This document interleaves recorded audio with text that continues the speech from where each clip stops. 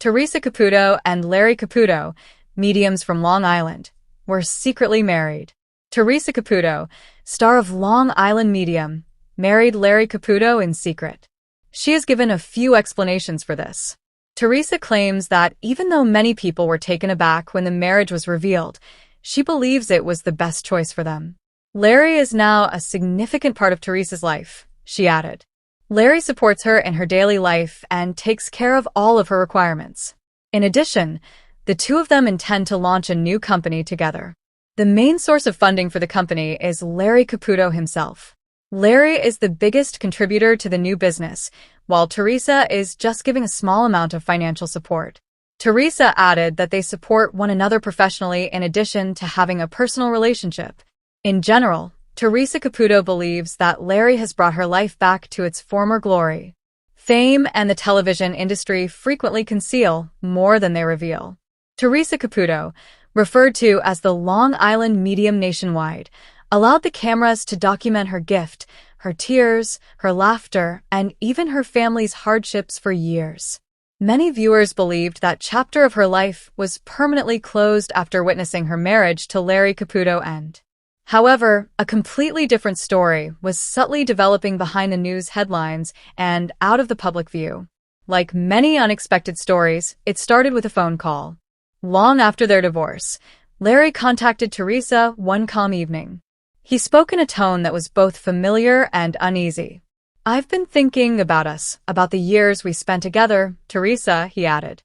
"Perhaps we left too soon." Teresa hesitated, her chest constricted. In some respects, she had moved on, concentrating on her work, her readings, and her family, but Larry was still a part of her. "I feel the same sometimes, Larry," she muttered. More discussions, tentative meetings, and lengthy walks around the Long Island beaches where they used to spend time together as a family followed that straightforward communication.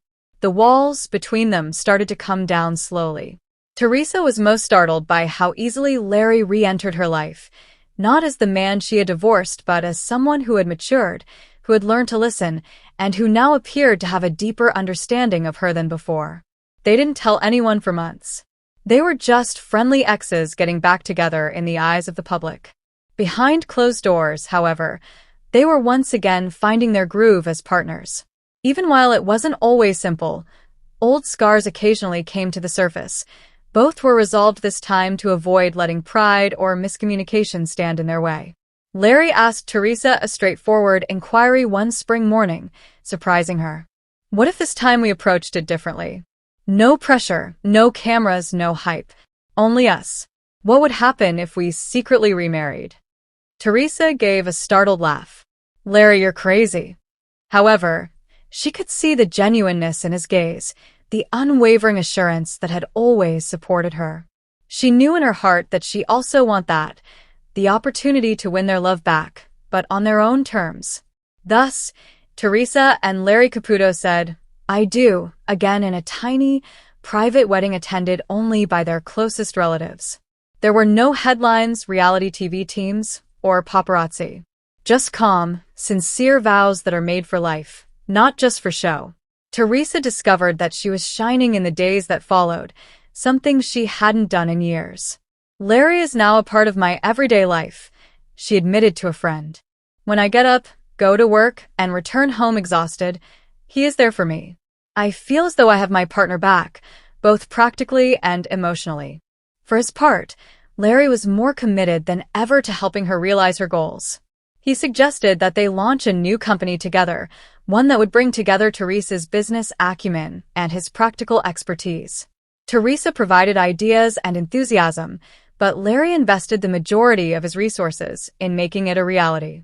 He informed her, "This isn't just my business. We own it. And I want you to know that I have faith in both of us." Teresa was moved by that more than anything else. Romance was no longer the only factor.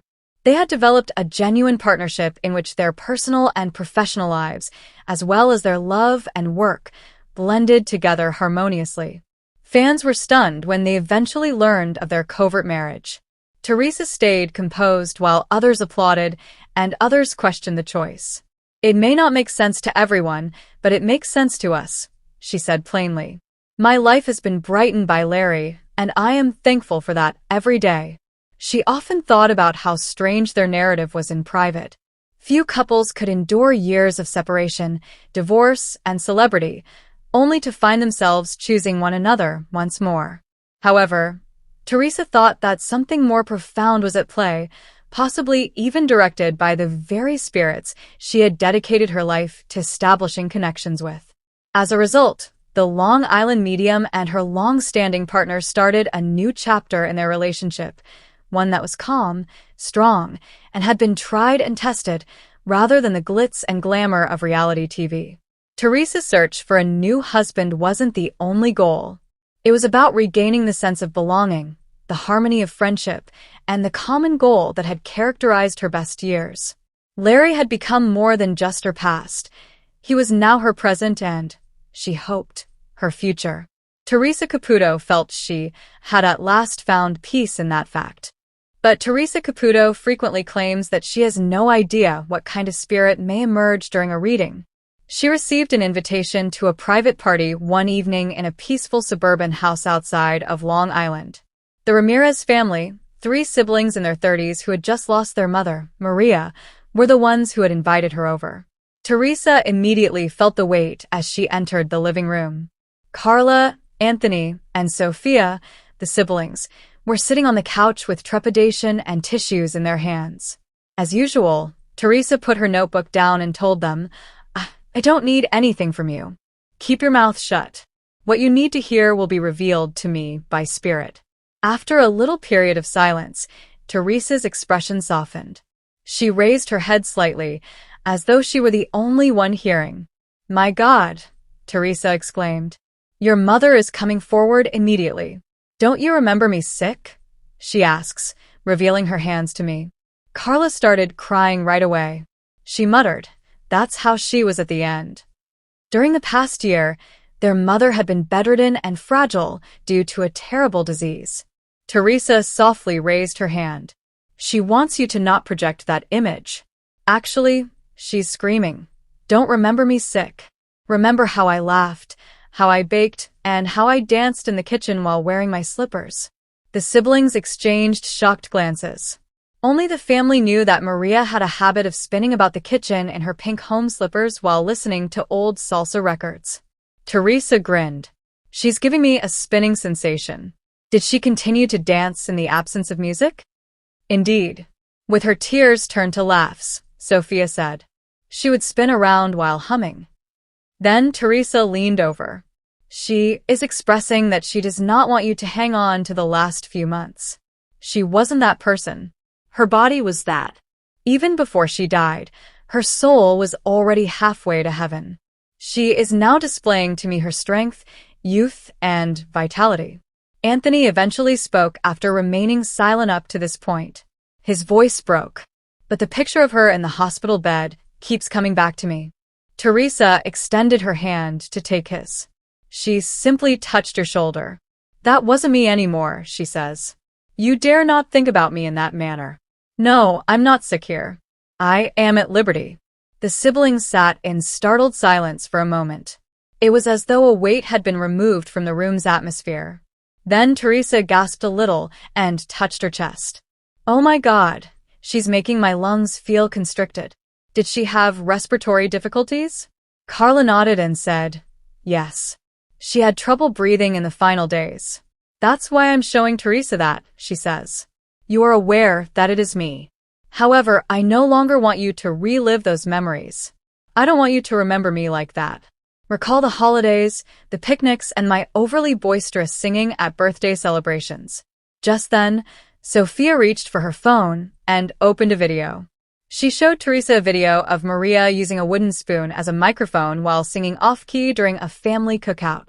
In the video, everyone was giggling. "That's it." Teresa pointed as she spoke. "She is shouting, 'That's me. That's who I am. I want you to remember me that way.'" It seemed as though their mother was there in the room as the siblings laughed through their tears. Teresa shut her eyes to allow the message to fully register. "She is instructing me to say this same thing to you. Don't only place flowers at my tomb, place them in your homes, kitchens, and festivities. I am there. Not in the illness, not in the melancholy, but in every meal, every giggle, and every goofy dance. Everyone was crying by this point, but the tears were different. They were tears of relief rather than grief. Anthony wiped his face while leaning back on the couch. She sounds exactly like that. She detested sympathy. She consistently stated that she preferred to be known for her life rather than her disease. Teresa gave a nod. She came through tonight for precisely that reason. Spirit brings up their condition to prove that it is them, not to make you feel sorry for them. However, they do not wish to be defined by it. When I left my body, I left the sickness behind, she explains. My children, please follow suit. The room's air was suddenly electrified, nearly humming. Teresa was aware that it was time to end. She gave them all a direct look. She's taking one final item from me. I'm at my closest when we laugh together, she says. I'll be there when you make jokes, cook my recipes, or intentionally sing poorly. Keep me well in mind. Don't forget me completely. Don't think of me as ill. Now, the siblings were happy and crying while holding hands. Carla said in a whisper, Thank you, Mother. We hear you. Teresa let out a breath and leaned back. That's all. I was brought here tonight for that reason. She did not want you to bear the burden of her illness. She desired to release you. The Ramirez family sensed a change when Teresa packed her belongings to depart. In addition to paying them a visit, their mother's ghost granted them permission to share the upsetting pictures that had been bothering them for months. And for Teresa, this served as yet another reminder of why she works in her field, to help families rediscover love rather than grief, not to shock or prove anything. Don't remember me sick. That's the kind of message that heals, Teresa said gently to herself as she stepped out into the cool Long Island night. But Teresa Caputo, the famous Long Island medium, had just completed her morning readings on a chilly autumn afternoon on Long Island. Her assistant informed her that the next client had come while she was enjoying her coffee. The woman waiting in the tiny sitting area appeared anxious, holding a photograph with slightly shaking hands. She was a woman in her late 30s named Emily. Her grief was still sharp, almost like a fresh wound, even though time had passed since she lost her mother, Margaret, a year before. The mother-daughter relationship had been exceptionally strong. Margaret was Emily's mother as well as her confidant, best friend, and life pillar. Teresa sensed Emily's heart was heavy the moment she entered the room. Honey, you don't even need to tell me anything. I can already feel your mother's energy stepping forward, Teresa said with a kind grin as she sat across from her. Emily's eyes immediately began to well up with tears. Even though she wasn't sure she believed in mediums, there was something about Teresa's presence and voice that gave her hope. After listening for a while with her eyes closed, Teresa started talking. Your mother is demonstrating a kitchen to me. She continues to gesture toward the antique wooden table. Are you aware of what she's discussing? Emily took a sharp breath. She had spent many hours with her mother at that kitchen table, laughing, weeping, drinking late-night tea, and working on homework. Yes, she said as her hands clenched around the picture. That's where we were. Teresa gave a nod. She's telling me that she's always sitting across from you at that table, even though her body isn't there. Every communication you have with her is heard by her. At that moment, Emily started crying uncontrollably. She acknowledged that ever after her mother's death, she would occasionally sit at that exact table and converse with a vacant chair as though her mother were still present. Teresa's statement validated her belief that she was foolish, possibly going insane. Teresa spoke softly as she leaned closer. Your mother is raising her hands as well. She is demonstrating knitting or crocheting for me. Was that what she did? Emily's jaw dropped. Indeed, she was an avid knitter. Every member of the family received a blanket from her. When she died, she hadn't finished the last one she was working on. Teresa grinned. Tell her I finished it on the other side, she says, smiling. Honey, she wants you to know that throughout her love for you, she never left anything incomplete. Her greatest concern was that you would believe she departed too soon, and that she didn't offer you enough. I gave her everything I could, and now I'm giving her more from heaven, she says. She sobbed into her hands, Emily. Her soul was pierced by the words. She had been plagued with guilt for months, believing that she hadn't done enough to take care of her mother during her illness, or that she hadn't expressed her love for her often enough. Teresa went on, as though reading her thoughts. Your mother is pointing out a hospital bed to me. She tells me that you were holding her hand right at the end. She believes she should have done more, but what she did was all I needed, she adds. Tell her that I had the most exquisite farewell. Emily shook her head in shock as she looked up. I keep thinking I should have said more, done more, or been stronger, and that's exactly what I've been struggling with. Teresa softly covered Emily's hand with hers as she reached across the table. The love that fills a room and drives out everything else is overwhelming me, honey, and it's coming from your mom. Don't let guilt rob us of our love, she urges. I left you because it was my time, not because you weren't doing enough, and now I get to look after you every day. Through her tears, Emily's laughing became gentle. That sounds just like her. Continually comforting me, even when I didn't trust it. After a brief period of silence, Teresa cocked her head and resumed listening. She's mentioning a locket as well. Did you hold on to a sentimental item of hers that you wear? Emily extracted a silver locket from a chain by reaching under her top. There was a small photograph of her mother grinning within. I don it each day. Teresa gave a nod. She notices it. She reminds you that you're never going alone by saying, I kiss her cheek every time she touches it. Her spirit will always be with you. Emily felt as though her chest was gradually becoming lighter. She experienced a weird sense of presence and serenity for the first time since her mother's passing, as though her mother was actually present in the room with her. Then Teresa dabbed at her eyes. Tell my daughter that I'm proud of the woman she is growing into, and that one day I'll be waiting for her at that kitchen table. Only then, I'll pour the tea, your mother remarked. Emily's laughter was stifled. When she poured them tea, her mother would always say, one day, it'll be your turn to pour for me. Emily appeared lighter and more liberated as the reading came to a peaceful end, as if she had finally been able to breathe after bearing an intolerable burden. Thank you, she whispered, giving Teresa a hard hug. You've provided me with closure, which I didn't believe was possible. Grinning, Teresa wiped away her own tears. I just delivered the message, honey. It was all yours and all hers. That never dies. Emily pressed the locket to her chest and stepped out into the fall breeze. She didn't feel alone for the first time in a long time. She could feel her mother's warmth by her side, and she was certain that their relationship would never end. But one of the most known characters from The Real Housewives of New York, Dorinda Medley, chose to enter a venue she never would have imagined on a calm, cool fall afternoon in New York City. The meeting had been set up in a discreet manner, away from cameras and the incessant chatter of gossip blogs and Bravo fanatics. Despite all of her glitz and socialite gleam, Dorinda had a heartache that had never completely gone away, which very few people really understood. There was a void in her life after her husband Richard passed away years ago. Even though she had moved on, raising her kid, entertaining friends, and even creating her Make It Nice brand, there were still times in the middle of the night when she missed the laughing and wished she could have one more chat with him. That desire had brought her to the Long Island medium, Teresa Caputo. Teresa's warmth, large hair, and exuberance filled the room as she greeted Dorinda. Are you anxious, honey? Teresa questioned as she slid into her chair and delicately tapped her fingernails on the table. Normally so strong and vocal, Dorinda felt weaker, almost frail. With a tone that was both skeptical and hopeful, she said, I don't even know if I believe in this. But I had to come if there was any chance I could hear from Richard. Teresa gave a knowing nod.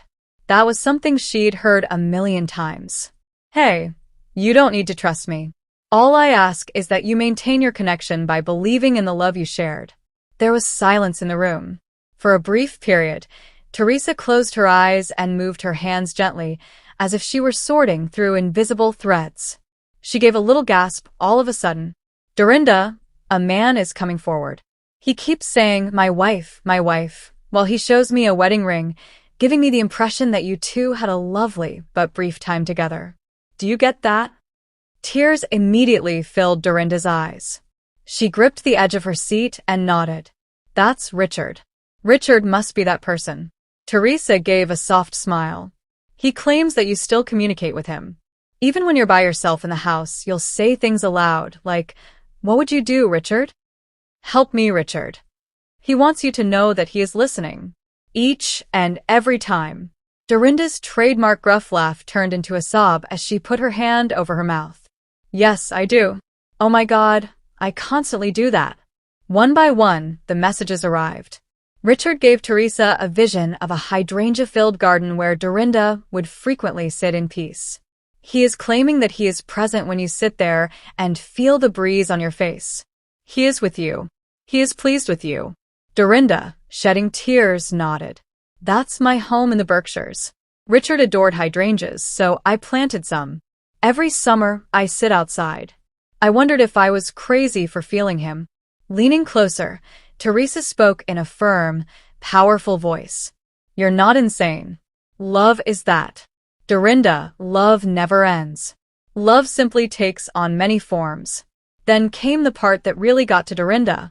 Teresa changed her tone. He's bringing up a point regarding his passing. He is implying that you are guilty. Like you wish you had been there in a different way, or done more. You must stop for him. Dorinda, I left knowing you loved me, he says. That was all that was important. Now with her face in her hands, Dorinda wept openly. That's all. I've been haunted by that. I often wondered if I could have rescued him, if I had caught it sooner. Teresa softly placed her palm over Dorinda's as she reached across the table. He claims that you were able to save him. He was saved by your love. He had the happiest years of his life because of it. He only wants you to keep it in mind. The only sound in the room for a long time was Dorinda's shaky breathing. Then she chuckled through her tears, almost as a release. Richard would say precisely that. He was always able to soothe me. He always made it pleasant. Teresa laughed. You see? He continues to make it pleasant even when viewed from the other side. As the session came to an end, the room's atmosphere felt softer and lighter, as if a weight had been removed. Dorinda looked calmer than she has in years as she cleaned her face.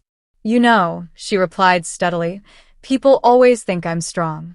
They watch me throw parties, be boisterous, sip martinis, and crack jokes. However, they fail to see the part that has been damaged for years. I feel like I might be able to breathe again today. Teresa gave a knowing smile. Dorinda, that's the present. Spirit doesn't appear to frighten or depress us. They show up to remind us that they are always there. Every step, every laugh, every tear, Richard will always be by your side. You're never by yourself. Dorinda got to her feet and gave Teresa a firm embrace. I'm grateful. I appreciate you returning my Richard, even if just for this one time. The environment appeared the same as Dorinda went outside into the cold New York air, but it felt different. She carried the warmth of connection instead of just the burden of loss for the first time in years. She was aware of Richard's presence. She was aware that true love never dies. Thank you, Richard, she whispered in her heart. I appreciate you keeping it pleasant. Hi, everyone. Welcome to my channel.